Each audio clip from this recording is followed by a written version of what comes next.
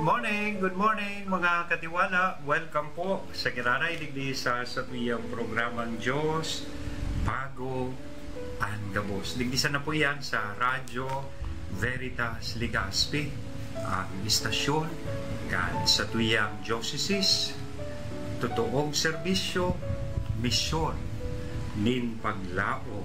Nagselebrar pa sa nakita kang Biyernes kan sa tuya po ika-35 taon na eksistensya bilang sarong radio station digdi sa tuyang diocese, the official radio station of the Diocese of Legazpi. So welcome po manyan sa tuyang pagtiripon sa paghurup-hurup kan tataramon kan sa tuyang kagurangan. Madya po na niya to ang sa tuyang selebrasyon sa paagikan pag-awit kan Holy Spirit. Sa ngaran ka na ba? Kan Aki, asin kan Espiritu Santo. Amen.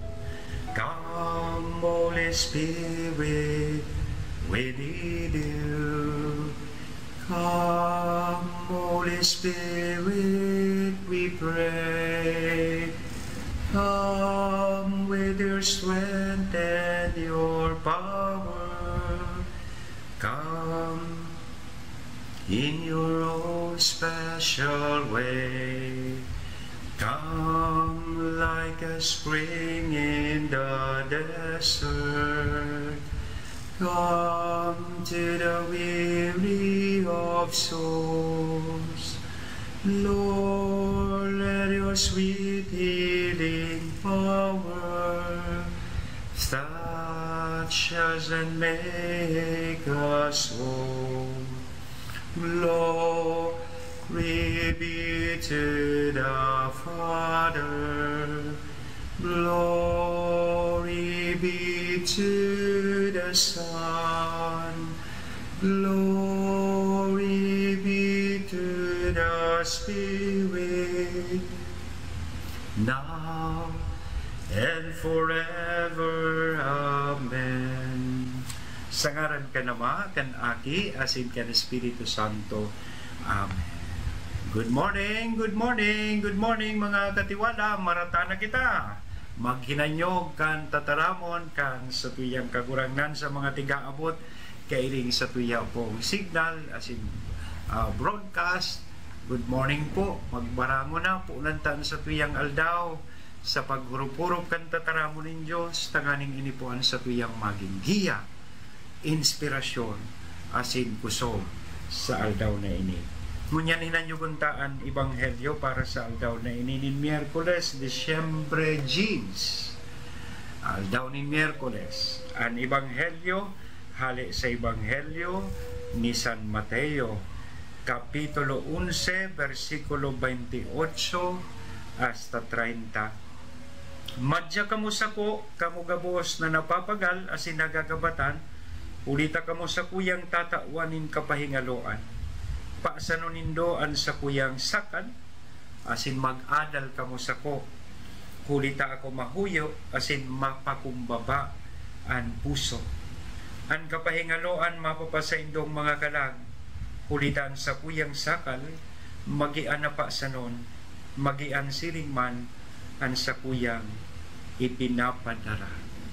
Mga katiwala, an marhay nga bareta kan sa tuyang kagurangan. Good morning po sa inyong mga katiwala. Sa mga nagbubukas pa sa nakan sa indang TV, welcome po. Nagbubukas pa sa nakan sa indang radyo, welcome po digdi sa tuyang programang Diyos Bago ang Gabos. Magayonon na asigurasyon ining mga tataramon kan sa tuyang kagurangan sa tuya pong Ebanghelyo. Come to me, all you who labor and are burdened, kamo gabos na mga napapagal asin nagagabatan, ulita kamo sa kuyang tatawan nin kapahingalo. Pagod ka na ba? Lumapit ka muna kay Lord. Huwag kang magdramang mag-isa. Dahil sasabi ka sa tuyang kagurangan, fix yourself first bago ka magdulok sa kuya. He simply says, come to me. Madya, magdulok sa ko. Gari sinasabihan kita niya na, uy, kung duha daw ang pagpara overthinking mo dyan, mari na digdi, dumulo ka sa ko. Minsan may nagdulog sa kuya na sarong parishioner, sabi sa kuya, paghalo na daw ngayon ako, padre. Kung minsan, gusto ko minsan magsimbag sa inda na ako man, pagal naman, pero syempre, smile lang kita, chill lang, relax lang. As in, magdulog sa satuyang kakurangan sa oras kan sa tuyang mga pangangayon. So, magayon na sa aldaw na ini, let us try to bring our burden, real burdens, sa satuyang kakurangan. Hindi yung edited for Facebook version na sa dirita, iyong tigdadarata, kasi hindi papahiling ta. Let us start the day by handing your stress to the Lord. Handing, ipasa, ining mga stress ta sa satuyang kakurangan. Siring man, aram ta, tandaan ta na ang pamipi dahil man nakaka-erase kan mga problema ta, pero minahali ininin sabihin tiunay sa satuyang mga puso, tanganing gumian ang pagmati kaini. Kaya magdulog kita sa kakurangan sa pamipi, kaya po iyan paglingawan. Totoo, may mga kakargahon manggiraray kita, may mga kaipuhan kitang atubangon na krus sa buhay niya. Pero ang magayon na tandaan ta, kaibahan ta siya sa pag-atubang kay Gigapos. Kaya magiging magian ini para sa tuya.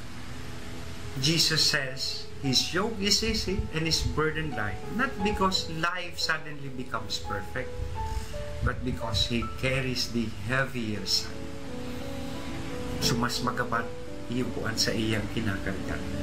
Gariso, may barkada kitang makusugon, kaya sa mga group work, siya, itautan na sa iyang gabos, ipabuhatan na sa iyang gabos na mga ibisi. Kung ang problema mo, gari arog kang kagabat kang electric bill mo sa Aleco, manyan na siyempre sigurado, si Lord ang nagbabawas ng timba. Hindi nga lang sa Aleco, pero sa puso, siya ang magpapagian kay dito. So let Jesus set your pace. I mean, siya ang magtaunin tiyempo, kumpas sa imong buhay. Bako na ubus-ubuson mo ang pusog mo rual daw. So maghagad, maglulok, magkagad kang tabang kan sa tuyang kakurangan. And siguro magayon magpili sa nakitanin sa rong kagabatan mo niya na aldaw na piga kakargata na sinisuko tayo sa tuyang kakurangan. Perhaps itong mga worries ta, mga pulugki mo utang, grudges, takot na igwa kita sa satuyang. Let us walk with Him and daita siya Panginutan. Sabayan ta, magsabay kita sa satuyang takot.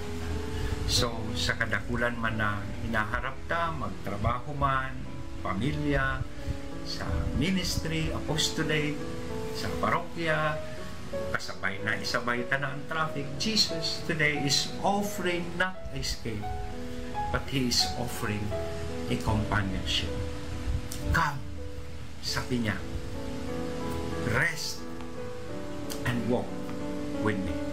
So today, try to breathe a little deeper, smile a little wider, and trust a little longer. Kasama mo, kasabay mo si Lord sa biyahe kan buhay. Amen? Sa ngaran ka naman, Aki, kasi ng Espiritu Santo. Amen. Ngunyan mga katiwala, sa tuya ng itaas, ang sa tuyang mga puso, sa pagpasalamat sa mahal na Diyos, sa mga biyaya na inako niya kang mga nakaaging aldaw.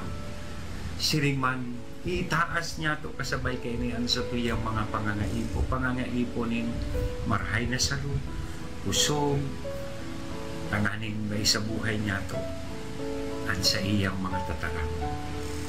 Ngunyan sa halipod na panahon, mauntok po kita sa hilong, sabihon niya to inikabos ng mga yaon sa laog kan sa tuyang puso.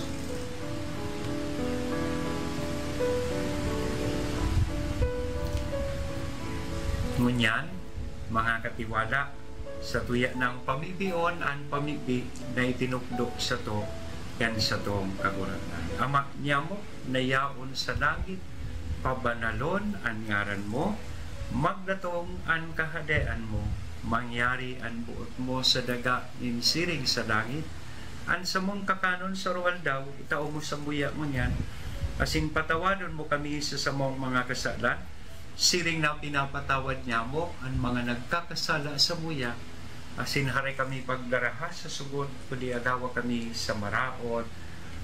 Amen. Tapos na naman sa tuyang mga oras at minutos ning pagurog-urog. Salamat po sa inyong mga nakisumaro. Kasabay sa tuya mo niyo ng pamibian sa inyong mga prayer request and intentions. So, padagos po kitang makisumaro sa oral daw niya to. Pagkurog-kurog kan tataramon kan sa tong kagurang nandig sa programang Diyos bago ang tapos. Magirilingan po giraray kita sa aga, sa parehas na oras, asin parehas na programa, asin istasyon. Ang kagurang nan mapa sa Indo, bendisyonan lugod kita gabos, ka Diyos na mabubuton, asin maherakon, anama, ang Aki, asin ang Espiritu Santo. Amen.